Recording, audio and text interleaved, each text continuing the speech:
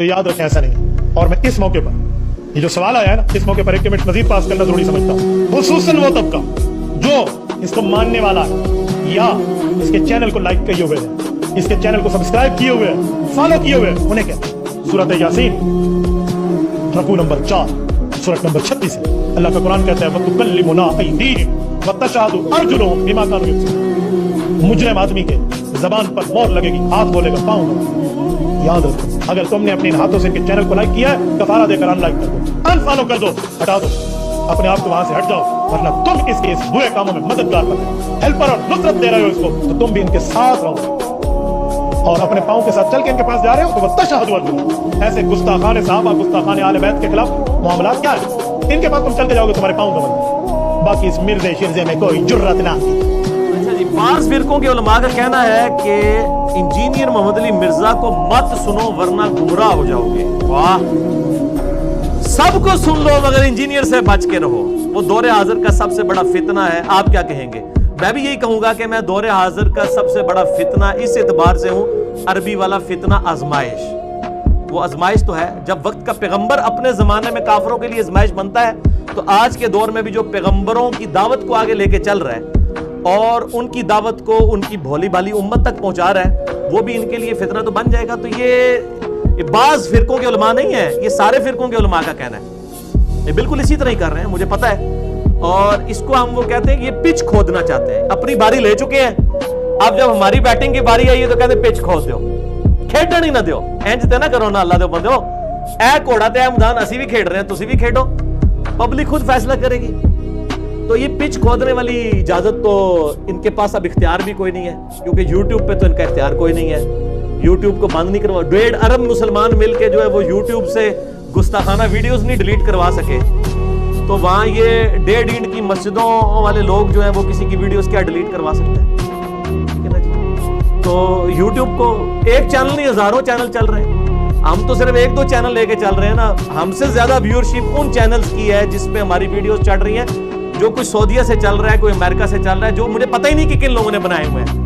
ٹھیک ہے نا. پاکستان میں اگر کوئی رول بھی ہوگا تو زیادہ سے زیادہ ہمارے تک لگ جائے گا, لیکن وہ ویڈیوز جو چڑھی ہوئی ہیں وہ تو دوسروں نے چڑھائی ہوئی ہیں. یوٹیوب پہ کوئی قدر نہیں لگ سکتی, اور فریڈم آف ایکسپریشن ہے ظاہر ہے. تو یہ جو کہتے ہیں نا, یہ پچ کھودنا چاہتے ہیں, اور یہ چاہتے ہیں کہ ہماری بات, کیونکہ ان کو پتہ چل گیا کہ ہمارے پاس ان باتوں کے جواب کوئی نہیں ہے, ہمیں اپنی پبلک کا سامنا کرنا پڑتا ہے, تو بہتر یہ ہے کہ پبلک کی مت مار دو. اب میں کہوں گا کہ ان کے بزرگ جو اس زمانے میں تھے, انہوں نے نبی علیہ السلام کے بارے میں بھی یہی بات کی تھی. اعوذ باللہ من الشیطان وقال الذین کفروا لا تسمعوا لهذا القرآن والغوا فیہ لعلکم تغلبون. کافر کہتے ہیں قرآن جب پڑھا جائے نا اس کو مت سنا کرو اور شور مچا دیا کرو تاکہ تم غالب آ جاؤ. تم قرآن پہ تبھی غالب آ سکتے ہو جب قرآن کی دعوت پیش کی جائے تو تم پچ کھود دو. تم نے کہا جی سننی ہی نہیں ہے,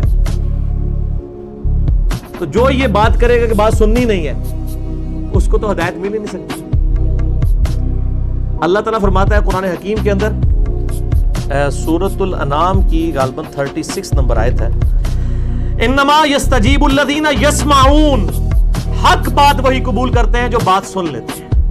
والموتى یبعثهم اللہ ثم الیہ یرجعون, اور جو مردے ہو چکے ہیں, عقل کے اندھے مردے, یہ قیامت والے دن ہی اٹھائے جائیں گے. یعنی اللہ تعالیٰ فرماتا ہے جو دنیا میں کہتا ہے نا بات سننی نہیں ہے, ان کو کبھی بھی ہدایت نہیں ملی, اور جب قیامت والے دن پھر یہ کیا کہیں گے, وقالوا لو كنا نسمع ونعقل ما كنا في اصحاب السعير, کاش دنیا میں ہم نے بات سن لی ہوتی, اپنی عقل استعمال کی ہوتی, آج ہم دوستیوں میں نہ ہوتے. وہاں کہیں گے کاش سن لی ہوتی, کیا کہہ رہے ہیں مت سنو, وہاں کہیں گے کاش سن لی ہوتی, آج دوستیوں میں نہ ہوتے. تو اللہ تعالیٰ فرماتا ہے فاعترفوا بذنبهم, انہوں نے اپنے اصلی جرم کا اعتراف کر دیا, وسحقا لاصحاب السعير, لیکن آج ان دوستیوں کے اوپر پھٹکار. یہ تو تھا علمی جواب. آپ ذرا پکی والا جواب بھی سنیں. ان سے کہیں کہ آپ ذرا ہمیں علماء حقہ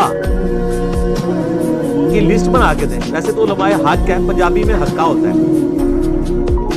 آپ ذرا ہمیں لسٹ بنا دیں علماء حقہ کی کہ کون سے ہیں, تو آپ کو حیرانگی ہوگی, اپنے فرقے کے علاوہ ساروں کو یہ گمراہ کہیں. تو اس کا مطلب ہے کہ یہ تو باقی سب کو گمراہ سمجھتے ہیں, اور ہمیں کہتے ہیں جناب یہ تو ساروں کو غلط کہتا ہے. اللہ دے بندے 99 قتل تسی بھی کیتے ہوئے نے.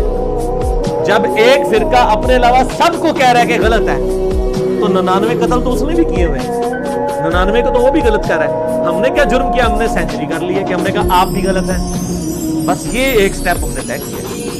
کیا کسی بریلوی عالم دین نے جو سکھا ہو, جن کو مانا جاتا ہو, کبھی یہ سٹیٹمنٹ دی ہے کہ ہاں جی ہم طائفہ منصورہ ہیں, جنتی گروہ ہم ہیں, لیکن ہمارے جو دیوبندی اہل حدیث اور شیعہ بھائی ہیں یہ بھی ایک نہ ایک دن عذاب بھگت کے جنت میں چلے ہی جائیں گے کیونکہ ہے تو ہمارے مسلمان بھائی ہیں؟ کبھی سنا ہے یہی سٹیٹمنٹ کسی دیوبندی سے سنی ہے؟ کبھی کسی شیعہ سے سنی ہے کہ جی سنی ہمارے بھائی ہیں, ایک نہ ایک دن یہ بھی جنت میں چلے جائیں گے؟ اس کا کیا مطلب ہے؟ یہ سب ایک دوسرے کو مسلمان نہیں مانتے, صرف کہتے ہیں کہ یہ مسلمان ہے, مانتے کوئی نہیں ہے. ورنہ یہ لکھ کے دیں, یہ لکھ کے دے ہی نہیں سکتے. یہ ٹی وی ٹاک شوز میں آگے بات کرتے ہیں. تو ان کو کہیں کہ اچھا آپ کہتے ہیں انجینئر صاحب کو نہیں سننا چاہیے, تو آپ کے کہنے پہ ہم انجینئر صاحب کو نہیں سنتے, لیکن وہ فلاں عالم صاحب تو کہتے ہیں آپ کو بھی نہیں سننا چاہیے, تو اب ہم اس عالم صاحب کی بات مان کے آپ کو سننا چھوڑ دیں؟ کہیں گے نہیں نہیں نہیں نہیں نہیں. تو جو چیز آپ دوسروں کے لیے پسند کر رہے ہیں اپنے لیے کیوں نہیں پسند کر رہے ہیں؟ اگر آپ کہہ رہے ہیں فلاں کو نہ سنے تو باقی لوگ بھی تو کہتے ہیں. اور اگلا اینٹی وینم یہ لیں کہ اگر ایک قادیانی کہے کہ میں نے تو اپنے مربیوں سے سنا ہے کہ بھئی قادیانیوں کے علاوہ کسی کا درس نہیں سننا ورنہ تم گمراہ ہو جاؤ گے, تو اسے کبھی ختم نبوت سمجھ آ سکتی ہے؟ بس باقی بھی اس کے اوپر قیاس کر لیں کہ اگر ہر فرقہ اپنے اپنی ڈیڈ اینڈ کی مسجد میں اپنے آپ کو بند کر کے کہ میں نے دوسرے کی بات نہیں سننی, اس کو کبھی سمجھ آ سکتی ہے؟ تو جو چیز آپ اپنے لیے پسند کرتے ہیں نا, اپنے بھائیوں کے لیے بھی پسند کریں. اور ہم تو کبھی بھی رسک نہیں لیتے. میری الحمدللہ پچھلے 10 سال میں جتنی ویڈیوز ہیں, ناٹ اے سنگل ویڈیو میں آپ کو یہ بات ملے گی, بلکہ میں ہمیشہ ترغیب دلاتا ہوں کہ ساروں کی بات سنیں, اس کے بعد اینڈ پہ انجینئر صاحب کی سنیں, آپ کو پتہ چل جائے گا کس نے آپ کے ساتھ ہاتھ کیا ہوا ہے. ہم تو کہتے ہیں لوگوں کی بات سنیں, یہ کہتے ہیں اس کی نہ سنیں. تو ان کے کہنے سے کچھ نہیں ہونا, یوٹیوب پہ پابندی نہیں لگنی.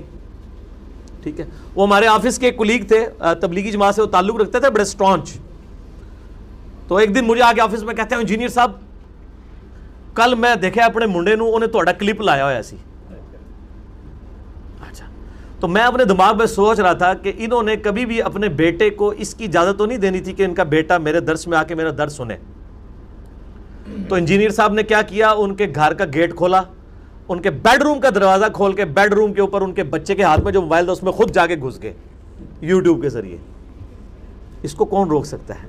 یہ وہ سمندر ہے, یہ وہ سونامی ہے جس کے آگے کوئی بند نہیں باندھ سکتا, سوائے اس کے کہ یہ کہنا. اور یہ بات سمجھیں, یہ بھی اپنی پبلک کو وہ کہہ رہے ہوتے ہیں, ان کو پتا ہے ہماری پبلک نے, ہماری کچھ 4-5 بندوں نے بات سننی ہے, دوسرے نے ان کے کہنے پہ نہیں. آپ بے فکر رہیں ان کو, یہ جب وہ کوئی دیا بجھنے لگتا ہے نا تو ایک دفعہ بھڑکتا ہے, تو انشاءاللہ تعالی یہ بھڑک کے ان کو پتا ہے کہ ان کا دعوت و تبلیغ کے حوالے سے آخری وقت آ چکا ہے.